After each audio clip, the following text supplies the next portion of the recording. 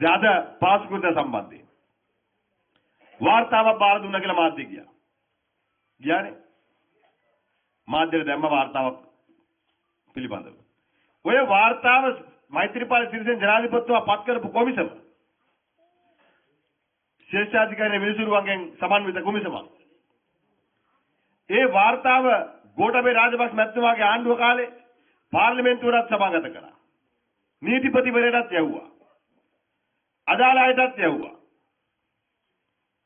දැන් ඒ වාර්තාව අලුත් වාර්තාවක් විදිහට ආයෙ වාර දෙනවා. අහුවම කියනවා පාර්ලිමේන්තුවේ දීපු වාර්තාවේ කොළ අඩුයිලු. ඉතින් කොළ අඩුයි නම් මාස 7ක් මොකද්ද ඔක තියාගෙන කරේ ජනාධිපති ලේකම් කාර්යාලය. අඩු කොලේ කවුද හොරකම් කරේ කියලා පළවෙනි කාරණේ කියන්න ඕනේ. අඩු කොලේ කොහෙද තිබ්බේ කියලා කියන්න ඕනේ. කොහෙද හංගලා තිබ්බේ කියලා. හැංගුවේ කවුද කියලා. එහෙම නැත්නම් ඒ වාර්තාවේ ඔය හිඟයි අඩුයි කියන කෑල් ටික ලේකම් කාර්යාලයේ තිබ්බනම් මාස 7ක් ඇයි ඕක අස්සේ තියාගෙන හිටියේ? මාස 7ක් ඇයි මේක තියන් හිටියේ? පාස්කෘත ප්‍රහාරය සම්බන්ධයෙන් අද මේක දේශපාලන වේදිකාවේ මාතෘකාවකට පමණක් සීමා වෙලා තියෙනවා. තමන්ට දේශපාලන වාසියක් ලබා ගැනීම සඳහා පරීක්ෂණ කටයුතු මෙහෙවීමට පමණක් කටයුතු කරනවා. පාස්කෘත ප්‍රහාරය සම්බන්ධයෙන් දේශපාලන වේදිකාවේ ප්‍රධාන මාතෘකාව බවට පත් කරමින් තමන් දේශපාලන වාසියක් ගන්න උත්සාහ කරනවා. මේක තමයි ඇත්ත කතාව. එදා ඔය කොමිසම් වාර්තාවල සඳහන් වෙන ආකාරයට අපි ඔක්කොම දන්නවා. එදා බුද්ධියන්සේ ප්‍රධානීන් හිටියේ කවුද? එදා CID එක බාර හිටියේ කවුද? අද ඒ අය ආණ්ඩුවේ තනතුරු වල රැකවරණය ගන්නවා. ප්‍රධාන බෝම්බකාරුවාගේ ළමයි දෙන්න. තාත්තා ජනතා විමුක්ති පෙරමුණේ ජාතික ලයිස්තුවේ. ඒකොලේ දැන් අයින් කළාද දන්නේ නැහැ. පාස්කෘත ප්‍රහාරට කියපු බෝම්බකරුවෝ දෙන්නගේ තාත්තා ජාතික ලයිස්තුවේ ජනතා විමුක්ති පෙරමුණේ. ඉබ්‍රහීම් කියන පුද්ගලයා. ඒ පිළිබඳව මම නෙවෙයි. දැන් මේ ආණ්ඩුවේ ප්‍රොමෝෂන් එකක් දීලා JVP වේදිකාවෙන් පොලිසියට යවපු නිලධාරියා ප්‍රසිද්ධියේ කියනවා. මම කියන කාරණයක් නෙවෙයි මේ. බුද්ධියන්සේ තොරතුරු ආව මේ ෆයිල් එක ලාච්චුවේ දාලා හංගගත්තේ කවුද? ඔහු දැන් අමාත්‍යංශ ලේකම්වරයෙක්.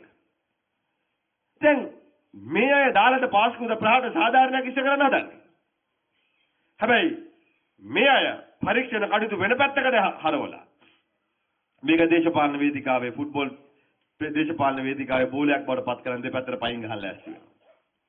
ඒ තුල කවදාවත් පාස්කෘත ප්‍රහාරයෙන් මිදී තියන්න සාධාරණයක් වෙන්නේ නැහැ. අපිට දුක ඒක. ඒක හොයන්න ඕනේ. කොහොමද ආවේ කියලා හොයන්න ඕනේ. කොහොමද උනේ කියලා හොයන්න ඕනේ.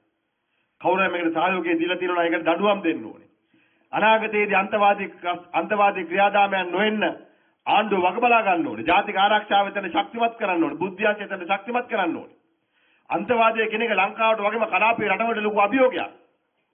ත්‍රස්තවාදය හා සමානව අභියෝගයක්. අන්තවාදයේ පහුකාලීන ත්‍රස්තවාදයට පරිවර්තනය වෙන්න පුළුවන්. මේවට මුහුණ දෙන්න ආණ්ඩුව ලෑස්ති වෙන්න ඕනේ. ඒකට මේවා දේශපාලනීකරණය කරා කියලා කිසි කෙනෙකුට සාධාරණයක් වෙන්නේ නැහැ. එහෙනම් අපි ආදරණීය අම්මේ තාත්තේ මිත්‍රවරුනි මේ ආණ්ඩුව සම්පූර්ණ බොරුවෙන් දුවන්නේ. බොරුවෙන් දුවන්නේ. අපි වැඩ කරපු අය. අපි වැඩ කරන්න දන්නවා. ගමේ පාර ගත්තොත් පාර හැදුවේ අපි. අපේ ආණ්ඩුවනේ. ඉස්පිරිතාලේ ඉස්කෝලේ ඩිස්පෙන්සරියේ මාතෘ නිවාසය හැදුවේ අපේ ආණ්ඩුවේ. එයාලා කරේ ඒකට ගලහපු එක. දෙන්න ඔබට අයිතියක් සහ වක්කීමක් සහ යුතුයකමක් දෙනවා ගමන කියලා තන් දෙilla. අපි හොඳ කණ්ඩායමක් දාලා තියෙනවා. අපේ ඇමතුමා ගම්ලත් ඇමතුමා දිස්ත්‍රික්කේ නායකත්වයක් දෙනවා. තරුණ පිරිස ප්‍රාදේශ සභාවට දාලා තියෙනවා. ඉතින් මේ සියල්ල මේක රාශි කරගෙන අපි ඔබෙන් ඉල්ලන අපි අපේක්ෂක ටික දිනවල දෙන්න. අපි අපේක්ෂක ටික ප්‍රාදේශ සභාවට යවලා දෙන්න. ඒ තුල අපි අලුත් වෙච්ච පොහොට්ටුව, ගොඩනගෙන පොහොට්ටුවේ, ගොඩනගෙන පක්ෂේ නූතන පරම්පරාවේ තරුණ තරුණියන්ගේ අවශ්‍යතාවන ඉෂ්ට කරන්න පුළුවන් දැනුමක් සහ දැක්මක් තියෙන දේශපාලන පක්ෂයක් විදිහට අපි එළඹෙන ආණ්ඩු පීඩන සටන මෙතනින් ආරම්භ කරමු කියන බලාපොරොත්තුවක් ලබා දෙමින් ඔබ සියලු දෙනා සුබ අනාගතයක් පතමින් තෙරුවන් සරණයි.